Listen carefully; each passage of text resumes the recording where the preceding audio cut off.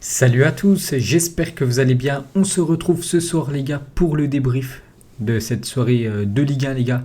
Donc c'était le multiplex, donc il y avait 5 matchs à 19h, 5 matchs à 21h, donc c'était les derniers matchs pour cette année 2020. Donc on va regarder tous les résultats, voilà les équipes qui ont fait des bonnes opérations, les équipes qui ont déçu ce soir. Donc déjà on va découvrir bien sûr tous les résultats voilà, de cette soirée. Donc déjà on va parler des matchs à 19h, donc c'est les matchs du banc. On peut voir que Lens s'est imposé contre Brest 2-1, belle victoire des Lensois. Nice contre Lorient, de partout. On peut voir que Nice quand même menait 2-0. Et voilà, ils se sont fait revenir contre cette équipe de Lorient. La belle victoire de Dijon, 3-1 du côté de Nîmes. C'est vrai que Dijon, les gars, cette saison, c'est une équipe voilà, que je suis très bien sûr. Donc deux succès à l'extérieur et 2 fois 3-1. Donc contre Nîmes ce soir. Pourtant Nîmes quand même menait 1-0. Et il y a quelques semaines contre Nice, 3-1 aussi. Donc parfait pour Dijon. Je vais vous montrer après le classement, les gars.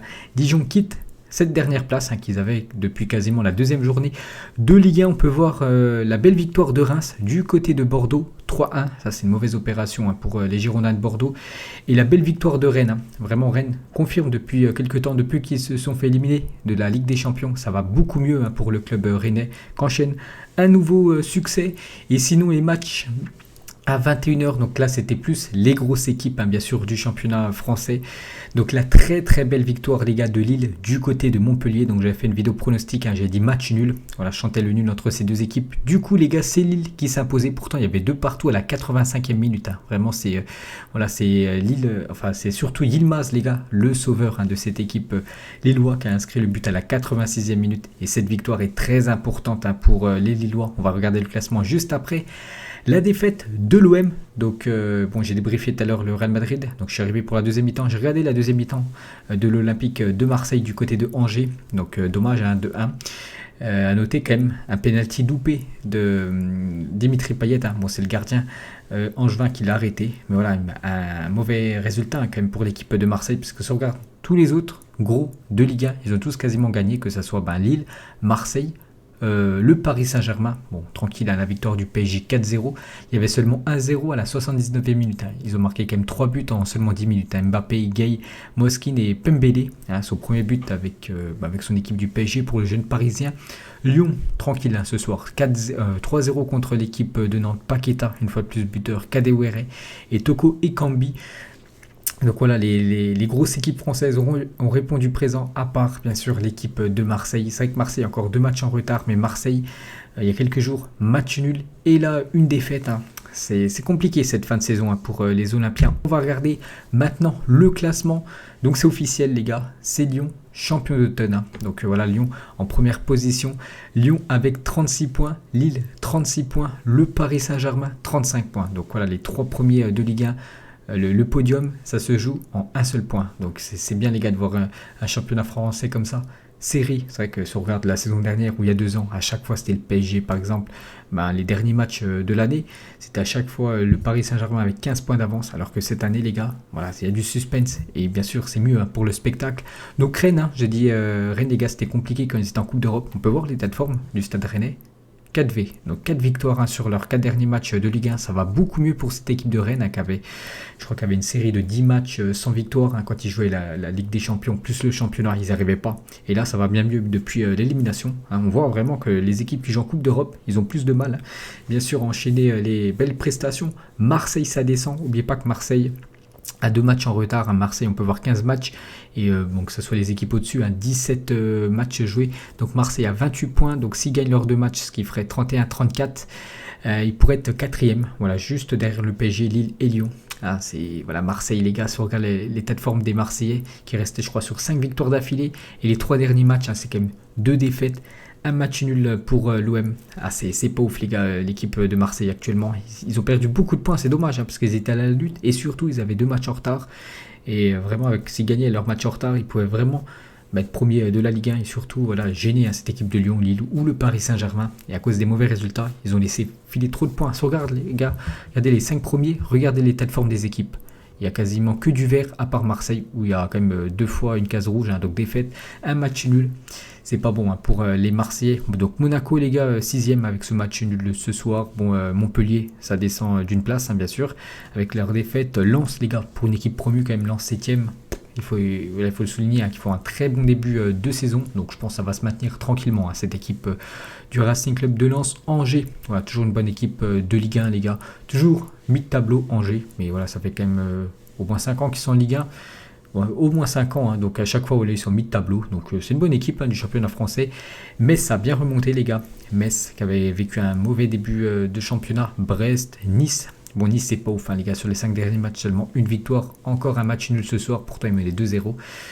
Ça va pas fort, hein, quand même, pour cette équipe de Nice. Bordeaux aussi, hein, Bordeaux ça déçoit, les gars. 13e du classement, Bordeaux, ça peut faire des gros résultats. Par exemple une victoire à Rennes là, il y a quelques semaines, et perdre ce soir à domicile contre Reims. Ça va pas fort, hein. Saint-Etienne, bon, Saint-Etienne qui avait enchaîné quasiment 2 mois sans victoire. Ils ont gagné il y a quelques jours, mais là ça enchaîne encore des matchs nuls. Sur les 5 derniers matchs, les gars, c'est quand même 4 matchs nuls. Ah, t'avances pas, les gars, t'avances pas avec les matchs nuls. Bon, après, Saint-Etienne maintenant ne perd plus, et ça c'est une bonne chose pour eux. Reims 15e, Nantes. Attention au FC Nantes, hein. Regardez l'état de forme du FC Nantes. Il n'y a pas de vert, les gars. Il n'y a pas de vert au FC Nantes, les gars. C'est que des défaites ou des matchs nuls.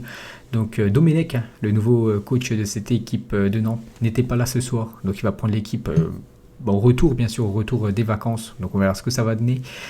Strasbourg, bon, Strasbourg, c'était au Paris Saint-Germain ce soir. Hein. C'était compliqué pour l'équipe du Racing Club de Strasbourg. 17e. Hein. Lorient, 18e. Dijon, les gars. Hein, Dijon, voilà, qui est plus dernier, les gars. C'est Nîmes maintenant, qui est en dernière position. Donc voilà, vu que Dijon sort s'imposer du côté de Nîmes, on peut voir que c'est quand même très serré, hein, parce que Lorient, Dijon, Nîmes, 12 points. Et après, il y a un petit creux avec Strasbourg, 14 points, 15. Après, ça monte à 17.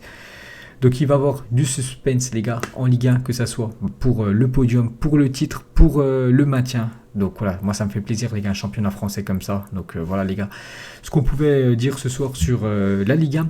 Et sinon, si on fait un petit tour... Voilà, sur les autres stades en Europe, on peut voir, bon, en Ligue 1, bon, j'ai pris voilà, les résultats à la mi-temps parce qu'il y avait des matchs à 22h. On peut voir qu'Alaves mène 2-1 contre Eibar. Le Betis Séville, l'équipe de Nabil Fekir, 1-0-0 contre Cadix, c'est pas ouf. Donc le Real Madrid, j'en ai parlé, hein, sur ma chaîne principale, belle victoire des Merengues, 2-0, donc la Ligue 1 on a parlé. Et en Serie A, les gars, donc l'Inter, ça a gagné le match, hein, du côté de Hellas Vérone. Et l'AC Milan, les gars, contre la Lazio, hein, donc c'était vraiment un gros choc. Et une nouvelle fois, les gars, l'AC Milan s'est imposé. Hein, c'est incroyable. N'oubliez pas que l'AC Milan, c'est la seule équipe en Europe dans les 5 championnats qui n'a toujours pas perdu. Ils ont confirmé encore ce soir, les gars, avec cette belle victoire 3-2. À noter qu'il y avait à la 91e minute, les gars, entre l'AC Milan et Lazio, il y avait de partout. Et c'est comme d'habitude le sauveur, le français, Théo Hernandez, qui a marqué le but victorieux. N'oubliez pas quand même que c'est un défenseur gauche. Et à chaque fois, il est décisif. Ils tiennent vraiment un bon joueur, hein, quand même, cette équipe de l'AC Milan, en espérant que Deschamps l'appelle parce qu'il mérite. Hein. Il mérite de jouer avec son frère Lucas Hernandez en équipe de France. Donc parfait pour l'AC Milan. L'AS Roma aussi, belle victoire contre Cagliari. L'Atalanta accroché du côté de Bologne. Naples aussi, hein, Naples un partout contre Torino, ça va pas fort. Sinon, bon, Benevento, hein, belle victoire à l'extérieur, hein, pour l'équipe promue. La Spezia s'est inclinée. Sassuolo, ça s'est imposé du côté de la Sampdoria. Donc voilà, les gars, ce qu'on pouvait dire ce soir, hein, sur voilà, les matchs de la soirée. Donc c'est quasiment les derniers matchs, hein, pour cette année 2020.